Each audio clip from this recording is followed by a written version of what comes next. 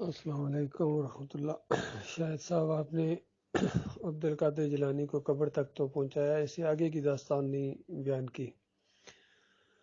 اس سے آگے کی داستان یہ ہے کہ عبید اللہ ابن یونس یہ بغداد کا ایک سرکاری افسر تھا محکموں کا۔ بعد میں خلیفہ اس سے بہت خوش ہوئے کسی کام کے اوپر، تو اس کو گورنر بنا دیا۔ تو یہ بہت ہی قرآن اور حدیث کا عالم بھی تھا، اور یہ جو زمینوں کی پیمائش کے علم ہوتا ہے اس میں بھی بہت مہارت رکھتے تھے، اس طرح ریاضی اور اس طرح کی چیزوں میں بھی۔ تو یہ دیکھ رہے تھے کہ عبد القادر جیلانی نے کیا ادھم مچایا ہوا ہے پیری مریدی کے اندر، لوگوں کے نذرانے اور یہ جو چیزیں پیسے وصول کر کر کے کس طرح نہ صرف خود یہ بلکہ اس کا پورا خاندان اس نے اس کو نوازا ہوا ہے، سب کے محلات بنے ہوئے ہیں، جس طرح ایک کرپٹ قسم کے لوگ اور یہ اس طرح کے جو پیر ٹائپ لوگ ہوتے ہیں وہ کرتے ہیں۔ تو جب تک بے بس تھا، یعنی اختیارات نہیں تھے، تو کڑتا رہتا تھا یہ اللہ کا بندہ، لیکن جب گورنر بنا ہے تو اس نے سب سے پہلا کام یہ کیا ہے کہ عبد القادر جیلانی کی قبر جو وقف کی زمین، یعنی جو اوقاف کی زمین ہوتی ہے، حکومت کی زمین ہوتی ہے، وہاں اس کے مریدوں نے اس کو دفن کر دیا تھا۔ تو اس نے کہا کہ یہ اوقاف کی زمین ہے، حکومت کی ملکیت ہے، یہاں کسی کا دفن ہونا جائز نہیں ہے۔ تو اس نے یہ کیا کہ عبد القادر جیلانی کی قبر کو کھدوایا، اپنی پولیس بھیجی، اور اس کی ہڈیاں جو وہاں ہڈیاں تھیں اس کو دجلہ میں جا کے پھینکا، اور اس سے پہلے اس نے اس سے سارے رشتہ داروں کے جتنے محلات سے سارے بلڈوز کر دیے، یعنی سب کو توڑ پھوڑ کر دیا، اور اعلان کر دیا کہ یہ ساری کمائی حرام کی تھی، اور اس حرام خور نے عوام کو اس طرح لوٹا ہے، تو لہٰذا اس نے اپنا غصہ اس طرح ٹھنڈا کیا۔ تو یہ ہے آج جو قوم اس کو غوث اعظم کہتی ہے اور اس کے نام کی 11ویں دیتے ہیں، اور عقل حیران ہے کہ یہ قوم کو کیا ہو گیا ہے۔ بڑے بڑے اس کے فلاسفر ہیں، بڑے بڑے جرنیل ہیں، بڑے بڑے سیاستدان ہیں، منجے ہوئے سیاستدان، اور اس کے مولوی ہیں، اس کے پیر ہیں، اور سارے کتنے سمجھدار سمجھے جانے والے لوگ، لیکن ان کو یہ سمجھ نہیں آ رہی ہے کہ جب قرضے تمہارے اوپر اتنے زیادہ ہیں، معیشت تمہاری ڈوب رہی ہے، تو پھر بتاؤ یہ داتا دستگیر مشکل کشا جتروا کب کام آئیں گے؟ کسی کا دھیان بھی نہیں ادھر جا رہا، اور نہ کوئی بیان دے رہا ہے، ان میں سے سب خاموش ہیں اس انداز سے۔ اور پھر جیسا یہ حالات ذرا ٹھیک ہو جائیں گے، تو جس طرح ساون میں وہ مینڈک نکلتے ہیں، ٹرین ٹرین کرتے ہیں، تو پھر جناب ان کے بیانات سننے والے ہوں گے کہ ہاں وہ دیکھا تھا، سوز چگے والے آئے تھے،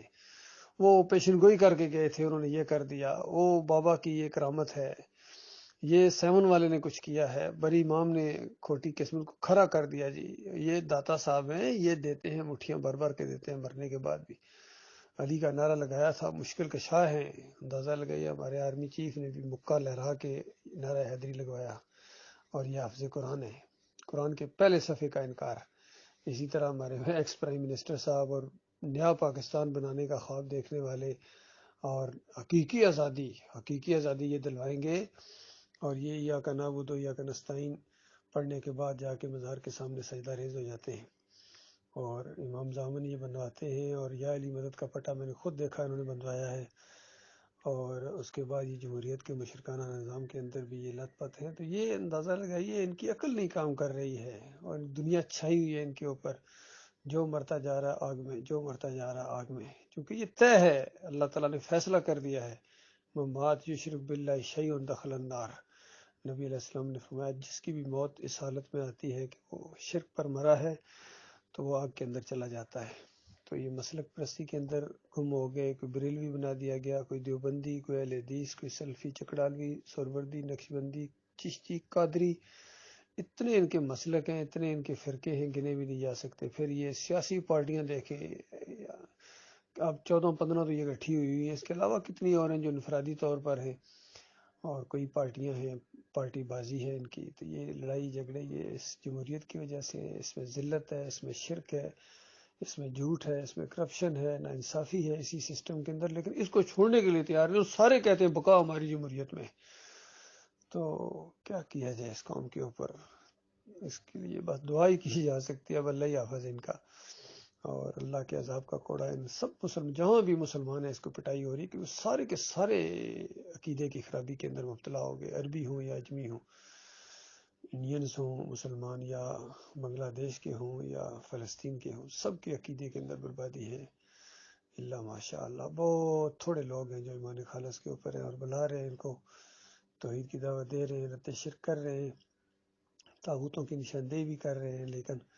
یہ اپنے طاغوتوں کی حمایت میں، ان کی محبت میں اتنے دیوانے ہو گئے ہیں کہ اللہ بالکل پیچھے چلا گیا، جیسے جانتے ہی نہیں اللہ کے ساتھ ان کا جیسا کوئی تعلق ہی کوئی نہیں ہے۔ اللہ کی کتاب بالکل پسے پش ڈال دی گئی، تعویذ گنڈے کا ایک انہوں نے ذریعہ بنا دیا، اور ختم شریف پڑھنے کا اور بخشوانے کا، اور بس دلہن کو جہیز میں دے دو اور اس کے نیچے سے گزار دو، یہ ہے اب قرآن کا استعمال، یا عدالتوں میں قسمیں اس کے اوپر ہاتھ اٹھا کے قسمیں اٹھاؤ، یہ قرآن کا، حالانکہ یہ ضابطہ حیات ہے، یہ پورا ایک زندگی گزارنے کا طریقہ ہے ہمارے مالک اور خالق کی طرف سے۔ اور یہ جو فرقوں کے اندر بٹے ہوئے ہیں ان کی اب کوئی حیثیت نہیں، دینداری ان کے اندر ختم ہے، دکانداری ہے، نماز پڑھانے کے بھی پیسے لیتے ہیں، اذان دینے کے بھی پیسے لیتے ہیں، اور اجرت کا ایک ذریعہ بنا دیا گیا ہے۔ تو جب پیٹ دین کے ساتھ لٹک جائے پھر وہ دینداری باقی نہیں رہتی ہے۔ اللہ تعالیٰ غور و فکر کرنے کی توفیق عطا فرمائے اس قوم کو۔